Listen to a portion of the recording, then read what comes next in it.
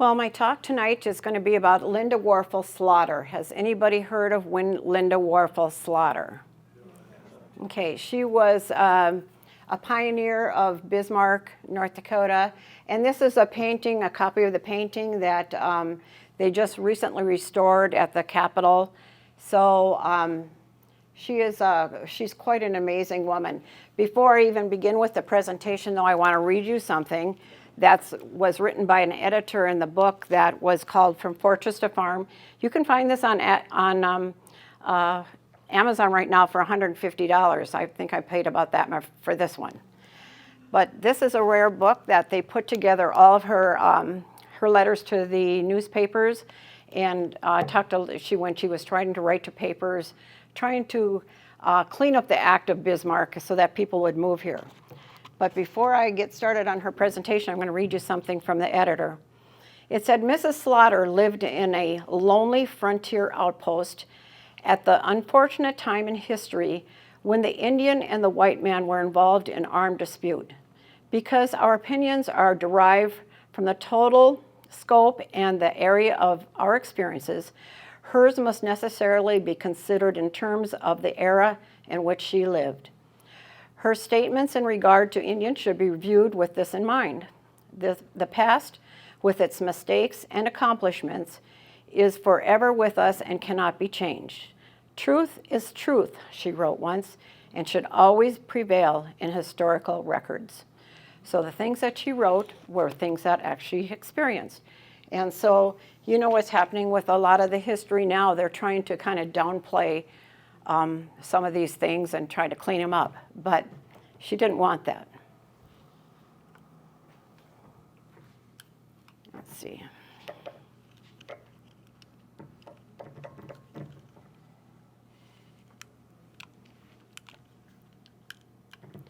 These are her early days. Born in February 1st, 1843 in Cadiz, Ohio, her full name was Melinda Louise Warfel. Her family was involved in business there with a flour mill and other businesses. Linda taught in several schools in Harrison and Jefferson counties in the Cadiz, Ohio area. One of the elementary schools Linda taught at was the District 5 School of Cadiz Township. George Custer had also taught there before Linda did. February 1st, 1865, Linda turned 21 and she entered Oberlin College in the literary course. In 1837, it was the first college in the whole United States to admit women. That was interesting. In 1835, it became the first college to admit African Americans. The college was founded by 2 Presbyterian ministers. Students and faculty from Oberlin were involved in the Underground Railroad and John Brown's raid on Harper's Ferry. And if you ever want to read some interesting history, read about the raid on Harper's Ferry. The college is still operating in Oberlin, Ohio. She went to Kentucky and Tennessee to help the freedmen sponsored by the United Presbyterian Church. She had a frightening experience with the Ku Klux Klan, which resulted in a fire that destroyed some of her writing. Dr. Benjamin Franklin Slaughter. Dr. Slaughter was born on April 10, 1842 in Bardstown, Kentucky, and he was called Franklin when he was young. His full name was Benjamin Franklin Slaughter. Linda was born on February 1st, 1843, so Franklin was 9 months and 22 days older than Linda. So Franklin was born on his father's large plantation they called Valula. Valula was known all over for its breed of cattle and those thoroughbred horses it raised. Every fall, his father would have flatboats built near the Salt River on the plantation. Then they'd be loaded with things like pork and corn and other produce grown on the plantation. The flatboats were floated down the Salt River to the Ohio River. Then they'd get on the Mississippi River and go all the way down to New Orleans where they'd sell everything. He went to Episcopal Military College where he graduated in 1859, and after that he studied medicine with the U.S. military cadets at the University of Louisville, where he graduated into the U.S. Army with the rank of Major of Staff in 1863. So Dr. Slaughter, the Civil War was going on, and Benjamin Slaughter was a Southerner, but he must decide which side to fight on. And so Dr. Slaughter's father had died in 1860, so he didn't have his father to help him decide what to do. To make it even more difficult, everyone in his family joined the Confederate cause, But Dr. Slaughter decided to join the Union. He joined the 55th Kentucky Volunteers, fighting against his own family and friends. It reminds me of my dad told me when he went over to World War II. When he went out, he told me afterwards when I questioned him a little bit, he did tell me about World War II. He said he worried that when he went over to Germany that he was going to be fighting his family or whatever, so that bothered him. So anyway, Kentucky was a border state during the Civil War, and they wanted to remain neutral. But there were a lot of fierce battles that took place there. Wallula was destroyed, the slaves were freed, the pride of the plantation, the thoroughbred horses, were taken by both sides, plus there were renegades and raiders who took everything else. The land was seized by the government, which angered Dr. Slaughter. Dr. Slaughter and the other men of the 55th Kentucky Volunteers were riding their horses in column that was 2 miles long. There were 4 horses and riders riding next to each other all along an entire 2-mile column of soldiers. They were riding after dark, and there was a fierce rainstorm. I'm just trying to imagine a 2-mile long, column of horses, something. So Dr. Slaughter thought they were riding too fast. So he started riding to the head of the column to tell the colonel they needed to slow down, but his horse slipped and fell, and Dr. Slaughter's ankle was crushed against the stone road. After that, he was treated and placed in what they call an ambulance, which was basically just a covered wagon. The next day, he witnessed the surrender of the historic John Morgan's command with 570 men and 68 officers. One of his stepbrothers was one of those that surrendered. Unfortunately, the ankle injury gave Dr. Slaughter a slight limp and caused him a lot of pain the rest of his life. So Dr. Slaughter entered private practice with an older brother, and he taught at the Kentucky School of Medicine. He also got a graduate degree from the University of Kentucky, but he knew he wanted to do something else with his life. He decided to join the regular Army in April of 1867 as an acting assistant surgeon during a period in our history called the Reconstruction, and that's when he met Linda in Western Tennessee. Dr. Slaughter's own writings noticed that she was very pretty, with long black curly hair going down to her shoulders, but he was also impressed when he found out she was a successful writer and who was thinking about going to India to do missionary work. He was also impressed with the fact that Linda had gone on horseback all over Western Kentucky and Tennessee, organizing freedmen into schools and churches. He admired how she could ride a horse and how great she looked when she was riding. They got married at the Presbyterian Church in Cadiz, Ohio, the Warfel's family church, on August 20th, 1868. After that, they lived 2 years of married life, mostly in Fort Humboldt, Tennessee, in the barracks, but then on the 17th Infantry was ordered to Fort Benton, Montana Territory, and later the orders were changed to Fort Rice, Dakota Territory. So this is Fort Rice, Dakota Territory. The spring of 1871, Linda and Dr. Slaughter, along with their baby, Rosalind, took the steamboat named the Kittycones from the Sioux City, Iowa, to Fort Rice. And this is a sketch that Linda Slaughter did of Fort Rice. And I see the similarities with the hills behind there, if you've ever been down that way. And it was very, very out there, and it was a very lonely place to go. So it's amazing that this woman who had that kind of a background decided to come out here to the middle of nowhere. So one of the things that I had visited with, of course, Linda Slaughter is Duggar, our governor's great-grandmother. And one of the things I had visited with him about a while ago was he wanted to know how I knew about Linda Slaughter. And well, first of all, I give walking tours at the St. Mary's Cemetery. So I had seen her little, it's kind of a monument to her. She's not buried there. So I had seen that. And the other reason is because when I went to Huff grade school, country school, we were taught a little bit different history than other kids are taught. And this is a local woman, so she had some history. So we were taught about Linda Slaughter when I went to Huff grade school. So yeah, he couldn't figure out how, I had found out about her. So Fort Rice life. As soon as they got to the fort, they got a friendly welcome from the officers and ladies at the fort, and they were provided with a nice place to stay until their own quarters were prepared. Once they got settled, Linda mentioned how much she enjoyed the regimental band that played in the large area in the middle of the fort called the parade ground. A parade referred to the marching formations that the soldiers did in that area of the fort. There were also weekly dances that they called hops, the band playing and dancing in the large library room, and there were many encounters with the Sioux Indians, but none of them led to the fort being overrun. American Indians were living at the fort. They were serving as scouts for the military, and their families stayed with them in teepees and log cabins. Linda helped her husband when he visited the sick American Indians, and they liked her a lot. They called her Sazula, which means squaw that helps.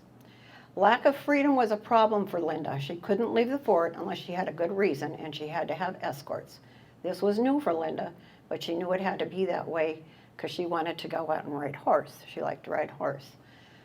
Tragedy strikes. A new baby named Franklin was born to the Slaughters on Christmas Eve, but the baby died just days later, on New Year's Day in 1872.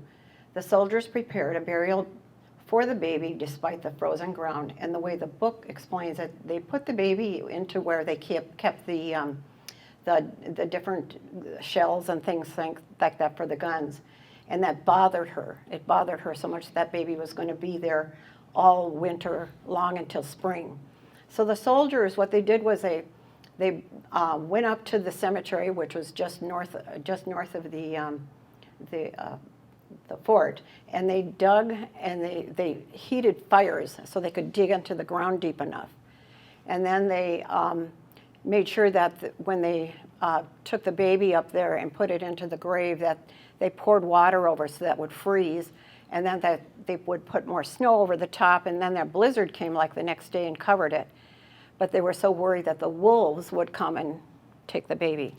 So, but that gave her a lot of peace, just knowing that the baby was buried properly. So this is a painting of Fort Rice in 1873. It was done by Seth Eastman Art. It's a collection of the U.S. House of Representatives. Fort Rice had been founded quite recently, it said, in 1864 to protect navigation on the Missouri River during the conflict with the Dakota Indians. The region's status as a frontier land is emphasized in the work of the wagon crossing the Missouri River via ferry and the rustic paddock for domestic animals just outside the fort's walls.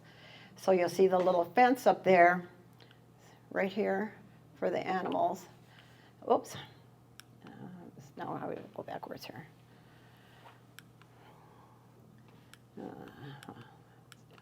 Okay. So anyway, you can see how the river looks so narrow to me, but after they put in the wahi, it really widened that area. But they used ferry boats to cross over from the other side of the river. But I think that's a pretty cool painting because it shows the blockhouse and it shows this is a fort after they kind of improved it a bit.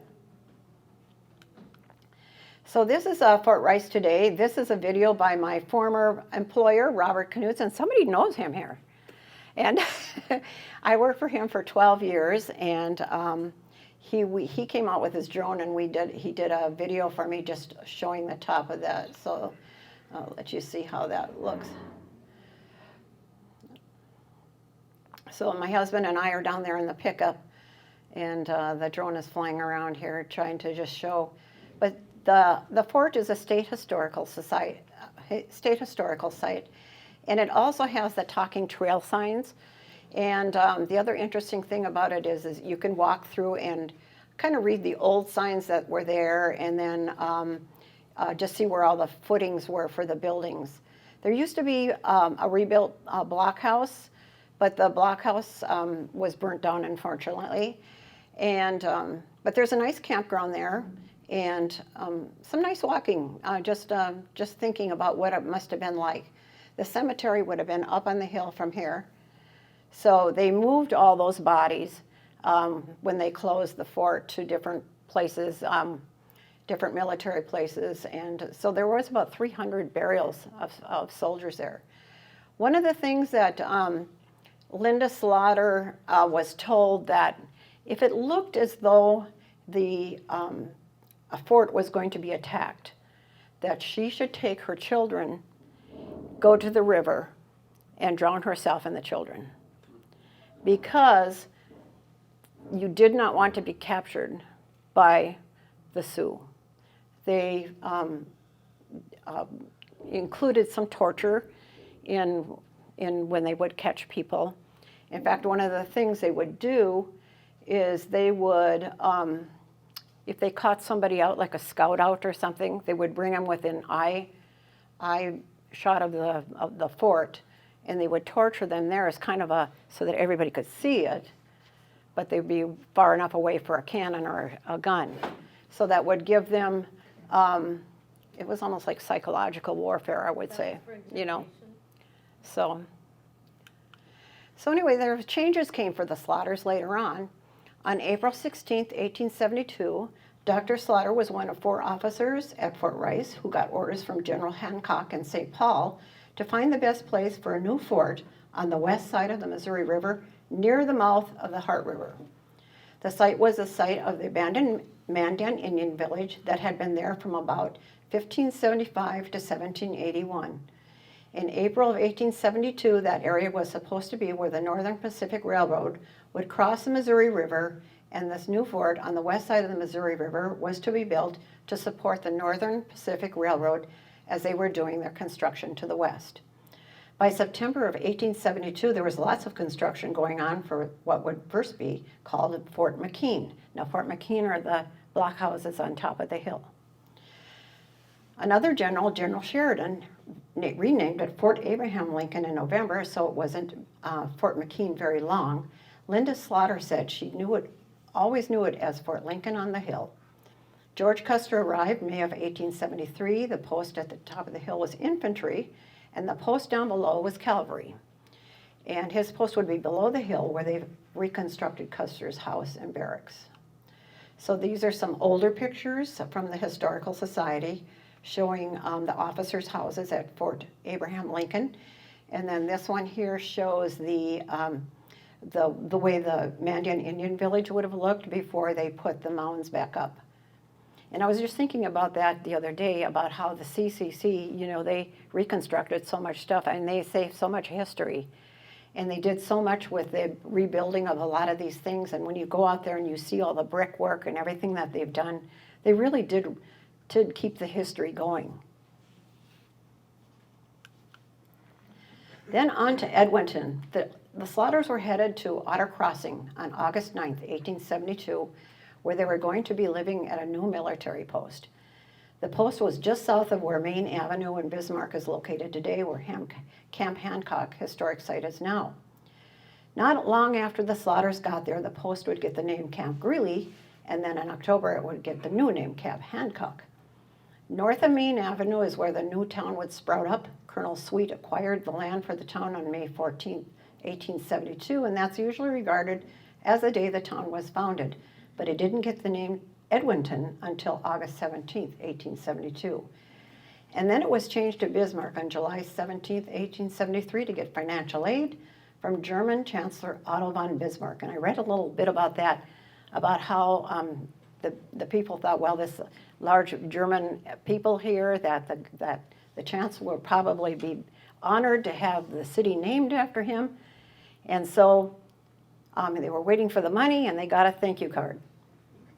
So Colonel Sweet suggested Baby Rose and Linda get into his wagon and go to the hotel in the new town and wait for her husband. Linda described it to be something like an unfinished log cabin. There were lots of gaps between the logs for tons of mosquitoes to get through. It had a thatched roof. For furniture, there was nothing but a long board table with wooden benches. There was a back room with a cook stove and blankets, and there was an old man sleeping there with his dirty bare feet showing. And he gave Linda quite a scare. So that's quite a hotel. So Camp Greeley, later Camp Hancock, that's some pictures of that where you see the nice church and everything now. That's what it will look like then. You see the railroad tracks. And then this is Main Street, Bismarck, 1873. So I was just thinking about this because I kind of like to go out in the country and do photography. Don't tell my husband. But anyway, some of the country roads right now are really muddy, and I can't imagine what this must have looked like in the spring of the year or whatever. It must have been pretty rough getting through there with your horse and wagon. So, but yeah, it's a pretty tough looking town in 1873.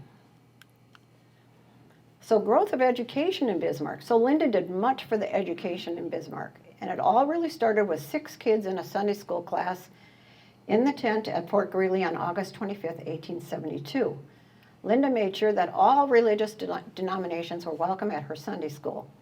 The next year, on May 11th, 1873, the Sunday school became more organized. It became known as the Bismarck Union Sabbath School, and they elected officers, including Linda, as a superintendent. Linda and her sister Addie Warfel decided to start a private school. On July 7, 1873, they started the first private school in Bismarck called the Bismarck Academy. Addie and Linda both taught at the school, and Linda was a principal too. In August of 1873, the Bismarck Academy became the public free school of the Bismarck School District. In 1875, Linda was appointed the first Burleigh County Superintendent of Schools. Not long after that, they had elections for that position, and Linda was elected several times to be superintendent all the way to the year 1882. In 1876, Linda was also appointed deputy superintendent of schools for the whole Dakota Territory. So, growth of faith in Bismarck. Churches were starting to be built in 1873. Before that, they met in houses, hotels, tents, even empty buildings that were going to be laundries or saloons. The first service in the Presbyterian Church was December 14th, 1873. After the church was built, the Sunday school was changed to this new place, and the library too. A Catholic church that was 52 by 38 feet was erected in 1873 by Father J.B.M. Jenin, who had built churches at principal points along the Northern Pacific Railroad. So faith started to grow big time too. The Bread of Life Church was around during Linda's time in Bismarck, and it's now in the Camp Hancock historic site. Have you ever been in there since they put in the new stained glass windows? It's really pretty, isn't it? It's a nice way to preserve that. So other things she did. In August of 1873, Dr. Slaughter was appointed postmaster of Edwinton. The next winter, the law about married women not being postmistresses was changed, so Dr. Slaughter resigned in August of 1874, and Linda became the first official postmistress of Bismarck in Burleigh County. Colonel Lounsbury and A.C. Jordan said they'd come to Edwinton to start a newspaper, and Linda was happy to let them know she'd do anything to help them out, and she wrote many things for the paper. She published poems, parodies, historical articles, political satires, and eulogies, plus she wrote the serials which went into the book From Fortress to Farm. One serial Linda wrote for the Bismarck Tribune was called Fortress to Farm, and Linda shared many things about her life in the Dakota Territory. Her granddaughter Hazel Eastman put most of the serial into a book, which I have a copy of, called Fortress to Farm. The first Bismarck Tribune was published on July 6, 1873.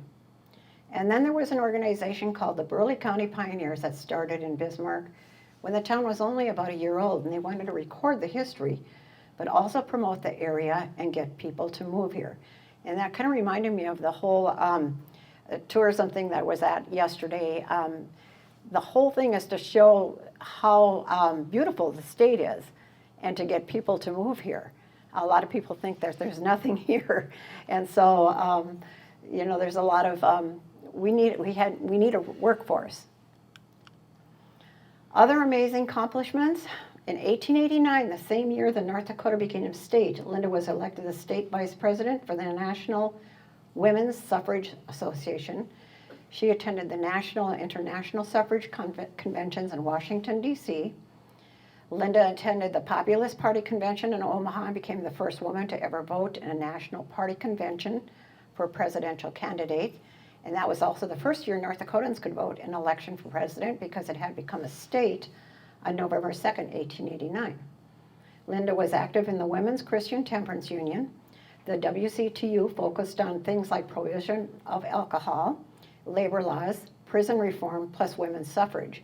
Now, I'm sure that this whole thing with the prohibition of alcohol didn't go over too well with some people at that time.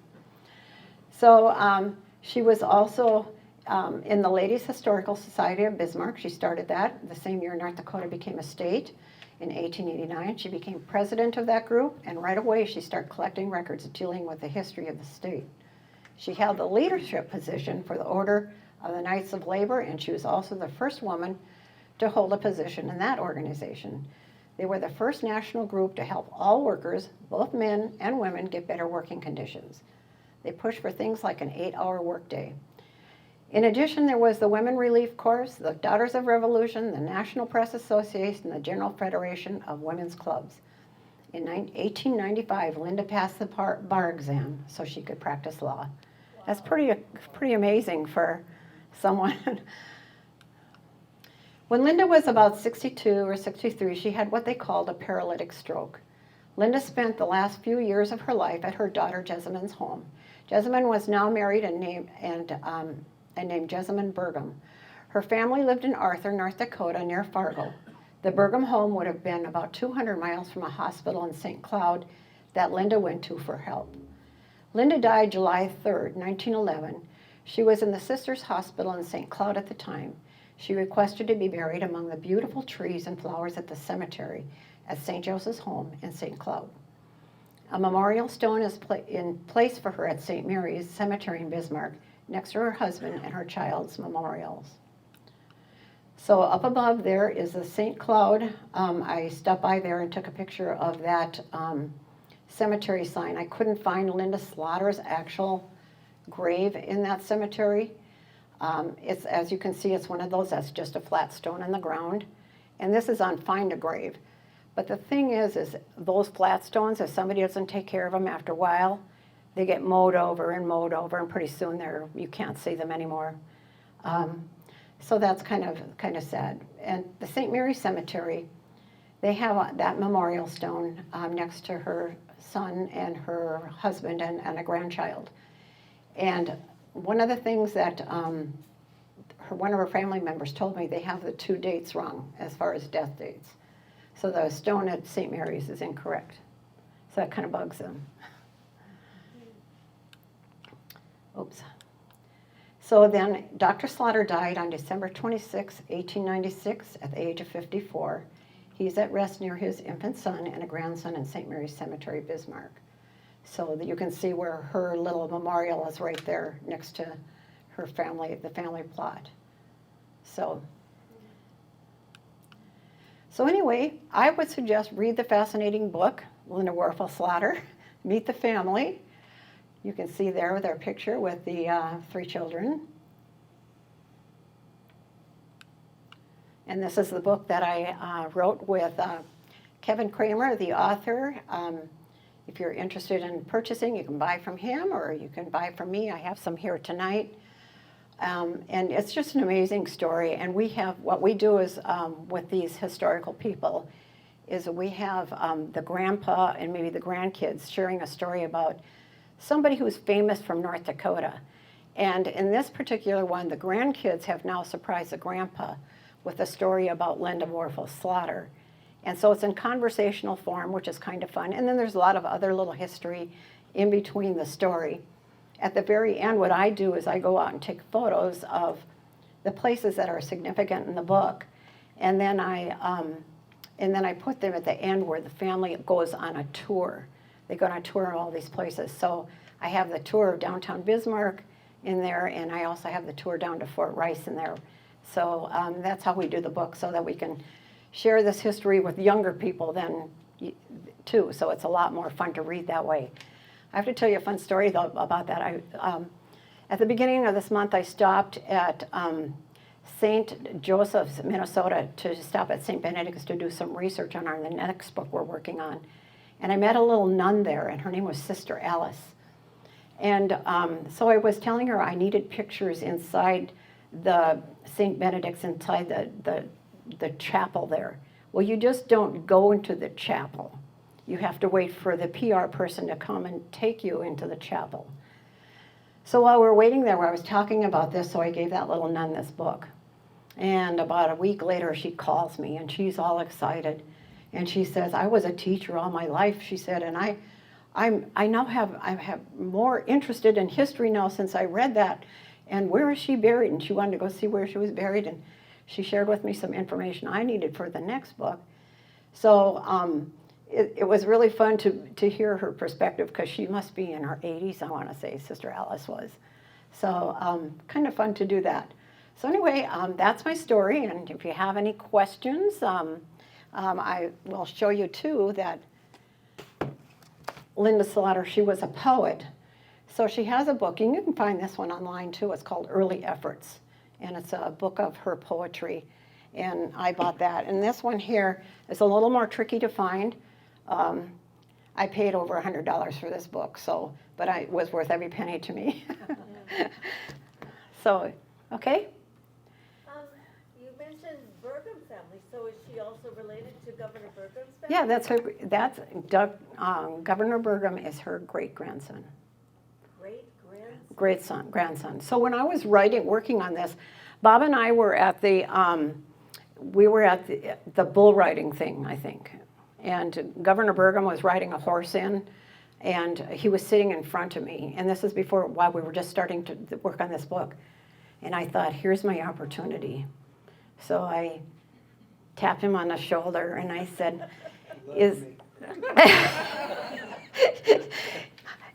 you don't know me, but I'm Paulette Bullinger, and I'm working on a book about your great-grandmother, and I'm wondering if I emailed you the manuscript, if you would read it, read it for me, and just give me your thoughts. And he says, yeah. He says, here's my email address. Yeah, send it over. So I did, and then he got busy running for president.